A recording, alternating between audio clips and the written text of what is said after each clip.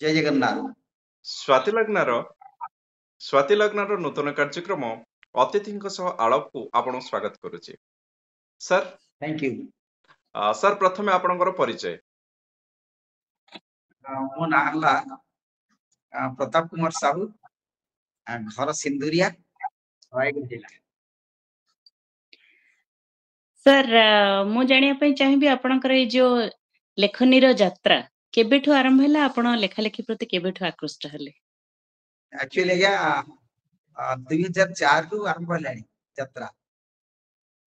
धर जाऊ मु गोटे प्लेटफॉर्म पाउ नथिली, एमती जणे मो बंधुकर सहयोग रे से कहे तांको किछि भारत कुइस बोर्ड जणै दिली। से कुइस रो मते से पचारले कहले कि एटा तो निज लेखा ना आउ काठर कॉपी करके लिखि जाओ। मु कहली नाई केना मो निज लेखा। मोर अति जणे प्रिय बंधु लखींदर साहू आ से कहले तम आमे जो जिल्ला लेखक परिषद अछि से ग्रुप रे आमे तुमको शामिल कर दोजु। से ग्रुप रे किछि किछि लेखा छाड़ला परे मो जहाँ सब लिखे सब व्यंग रे ही लिखे।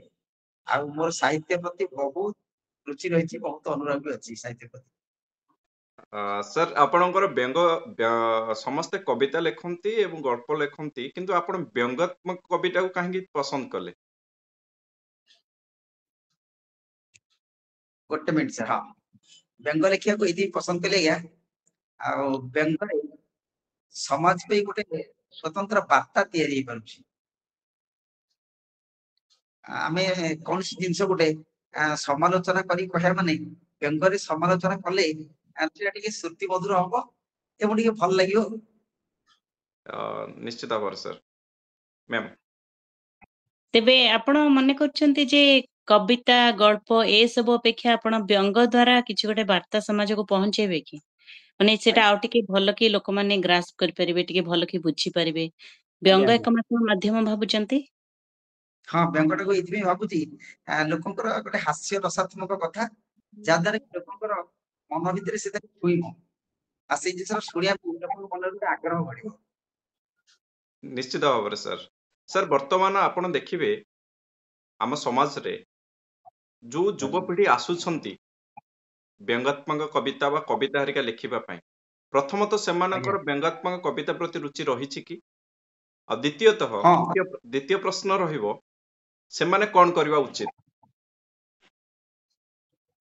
साहित्य को तो प्रथम सम्मान देବାକୁ पड़िबो, कहना मातृभाषा कहिदे बा मार ममता कथा कहले हम साहित्य को ही बुझू। साहित्य संगरे व्यंगात्मक समालोचना रहिले भाबुची समाज रे किछ सुधार आसियो। निश्चित भाବରେ सर। तेबे युवपीढ़ी को आपणकर स्पेशल किछि वार्ता रहिबो कि जे युवपीढ़ी कोन करबा उचित, कोन करले समाज रो उन्नति करि परिबे? किछि व्यंग माध्यम रे कहले आउरी भल हबो। हठात शेष जिस प्रस्तुति पर्व है तथापि मु एति जिस कहि पारे कहीं दिने फकीर मोहन सेनापति कहते आ 100 पान आ 200 कुआ नहीं उत्तर पटु महाराज आखुबाड़ी के पानी बहबू नहले आखुबाड़ी विनाश जीव जानी से माने गोटे विराट परिवर्तन होता से जिनसटारे।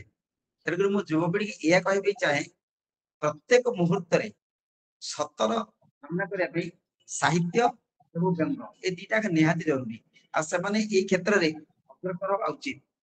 जहाँ चिंतारे न थाए ता मन रे ताठो यथेष्ट अधिक पावर थाए। निश्चित भाବରେ सर मोर आउ गोटे प्रश्न रहिबो आपनको, आपण जेतले व्यंगात्मक कविता लिखुछंती काहाकू कटाक्ष करूछंती, कटाक्ष करूथिबा व्यक्ति आपनको केबे हेले आक्षेप करिछि, केबे आपनको अपोज करिछि काहे एमिति लेखिलु, एई भली केतले किछि होइछि आपण जीवन रे? एमती 100-150 लिखि सारला परे के धर जो राजनीतिक मनोभाव रखिକି हो किबा के मते डायरेक्ट प्रश्न करचंती मु कहली आपण जहा कहउछथि ठीक, किंतु मु आज थारु सत्य ही कहिबी, जहा करबी सत्य कहिबी एवं जे भूल कला ताको समाज आगे रे समालोचना करबी चाहे मते कोन हे जाऊ। निश्चित ते भाବରେ मोर गोटे शेष प्रश्न रहिबो आपनको जे ए जो व्यंग आपण लिखुचंती आपण प्रायतः को विषय वस्तु पर लिखंती, जेंति कि सामाजिक रहला, राजनैतिक रहला कि ना सेमति किछि नै? सामाजिक राजनैतिक धर जाऊ କୌଣସି ସମାଜର ଚରିତ୍ର ଯୋଉ ପୁଅ ମାନଙ୍କର ଚରିତ୍ର ଯୋଉମାନେ ବାପା ମାଙ୍କୁ ଅବହେଳା କରୁଛନ୍ତି ଏମିତିଆ କ୍ଷେତ୍ରରେ କିଛି ଲେଖା ହୁଏ। ତାର ସମାଜକୁ ସୁଧାର ଆଣିବା ପାଇଁ ଆଉ କଣ ପରିବର୍ତ୍ତନ ଦରକାର ସେଇ ଭିତରେ ଯେତେବେଳେ ମନରେ ଯାହା ପ୍ରଶ୍ନ ମାନେ ଯାହା ତିଆରି ହୁଏ ସେଇ ବିଷୟରେ ବି ଲେଖେ। ସାର୍ ଆପଣଙ୍କ ପାଇଁ ମୋର ଆମ ଅନୁଷ୍ଠାନ ଶେଷ ପ୍ରଶ୍ନ ରହିବ ଯେତେବେଳେ ଆଜ୍ଞା ଆପଣ ବ୍ୟଙ୍ଗ କବିତା ଲେଖିଲେ ବା ବ୍ୟଙ୍ଗ କବିତା ଲେଖିବା ପାଇଁ ଆରମ୍ଭ କଲେ ଘରୁ କେତେବେଳେ କି ଆପତ୍ତି କରିନଥିଲେ? କାହିଁକି ନା ଜାଣିଛ ନିଶ୍ଚୟ ସତ କଥା ଲେଖିଲେ ନିଶ୍ଚିତ ଭାବରେ କିଛି ନା କିଛି ରହିବ। ପ୍ରଥମେ ମୋର ପଛ ପାଖରେ ଯୋଉ ଅଛନ୍ତି ସାରା ବ୍ରହ୍ମାଣ୍ଡର ଠାକୁର ଜଗନ୍ନାଥ ତାଙ୍କୁ ହିଁ ବ୍ୟଙ୍ଗ କରିଥିଲି। ମନେ ମନେ ଗୋଟେ ପ୍ରଶ୍ନ ଆସିଲା, ପ୍ରଭୁ ଆଉ ଲୋକମାନେ ତମେ ତିଆରି କରିଥିବା ସୃଷ୍ଟି ଏତେ ସୁନ୍ଦର, ତମେ କାହିଁ ଏମିତି ହେଲ? ତମର ଆଖି ନାହିଁ, କାନ ନାହିଁ, ପାଦ ନାହିଁ, ସବୁ କିଛି ନାହିଁ। ଏଇ ନାହିଁ ନାହିଁରେ ମୁଁ ଗୋଟେ ପ୍ରଭୁଙ୍କ ଗୋଟେ ବ୍ୟଙ୍ଗ କରିଥିଲି। ଫାଷ୍ଟ ମୋର ବ୍ୟଙ୍ଗ ଯାତ୍ରା ସେଇଠି। ପଦେ ଶୁଣିପାରିବୁ କି? ତାପରେ ପଦେ ଶୁଣିପାରିବୁ କି ଆଜ୍ଞା ଯଦି ମନେ ଥାଏ? ହଁ ନିଶ୍ଚିତ ଭାବେ ଆଜ୍ଞା। ଜଗନ୍ନାଥ ହୋ ତୁମେ ବଡ କପଟି, ଜଗନ୍ନାଥ ହୋ କିଏ ମରୁଅଛି ଭୋକ ଉପାସରେ, କିଏ ମରୁଅଛି ଭୋକ ଉପାସରେ, ତୁମେ ଖାଉଛ 60 ପଉଟି, ଜଗନ୍ନାଥ ହୋ ତୁମେ ବଡ କପଟି, ଜଗନ୍ନାଥ ହୋ କାହାକୁ ଦେଇଛ ପୁଳା ପୁଳା ଟଙ୍କା, କାହା ଘରେ ନାହିଁ କବାଟ ତାଟି, କାହାକୁ ଦେଇଛ ମହଲା, କାହା ଘରେ ନାହିଁ କବାଟ ତାଟି, ନିଜେ ରହୁଅଛ ବଡ ଦେଉଳରେ, ନିଜେ ରହୁଅଛ ବଡ ଦେଉଳରେ, କାହା ଘରେ ନାହିଁ ଇଲେକ୍ଟ୍ରିସିଟି, ଜଗନ୍ନାଥ ହୋ ତୁମେ ବଡ କପଟ, ଜଗନ୍ନାଥ ହୋ। ତାପରେ ମୋର ଗୋଟେ ଅଭିମାନ ଆସିଲା, ମୁଁ କହିଲି ପ୍ରଭୁ ଏଇ ଯୋଉ ଦୁନିଆରେ ସବୁ ବିଭିନ୍ନ ଲୋକଙ୍କୁ ବିଭିନ୍ନ ପ୍ରକାର ସ୍ତ୍ରୀ ଦେଲ, ଆଉ ମତେ କାହିଁକି ଏମିତିଆ ସ୍ତ୍ରୀଟେ ଦେଲ? ତାଙ୍କୁ ବି ସେ କଥା ଲେଖିଦେଇଛି। କାହାକୁ ଦେଇଛ ସୁନ୍ଦରୀ ଭାରିଜା, କାହାକୁ ଦେଇଛ ଟିକିଏ ଛୋଟି, କାହାକୁ ଦେଇଛ ସୁନ୍ଦରୀ ଭାରିଜା, କାହାକୁ ଦେଇଛ ଟିକିଏ ଛୋଟି, ମତେ କିଆଁ ଦେଲ କାଳି କୋତରୀଟେ, ମତେ କିଆଁ ଦେଲ କାଳି କୋତରୀଟେ, କୁଣ୍ଟାଲେ ଓଜନ ଦାନ୍ତୁରି ମୋଟି, ଜଗନ୍ନାଥ ହୋ ତୁମେ ଭାରି କପଟି, ଜଗନ୍ନାଥ ହୋ। ବହୁତ ସୁନ୍ଦର, ସାର୍ ବହୁତ ଗୋଟେ ସୁନ୍ଦର, ବହୁତ ସୁନ୍ଦର। ଉଚ୍ଚ ଜୟ ଜଗନ୍ନାଥ, ଉଚ୍ଚ ଜୟ କଥାରେ ଖାଲି ଜଗନ୍ନାଥ। ଗୋଟେ ପ୍ରଶ୍ନ ପଚାରୁଛି, ଏଇ ବ୍ୟଙ୍ଗ କବିତାଟି ପଢିଲା ପରେ ଆପଣଙ୍କ ଗୃହସ୍ଥୀ ସହି ସଲାମତ ଅଛି ତ? ବହୁତ ବଢିଆ ଆଜ୍ଞା।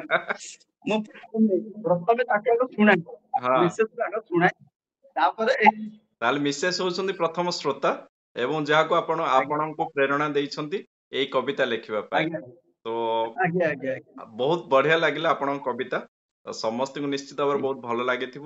ଆପଣ ଆମ ସହିତ ଯୋଡି ହେଲେ, ଆମ ସହିତ କଥା ହେଲେ, ଆମକୁ ଦି ଜଣଙ୍କୁ ନୁହେଁ ସମସ୍ତଙ୍କୁ ହସେଇବେ ଏଇ କବିତା ଶୁଣିଲା ପରେ ନିଶ୍ଚିତ।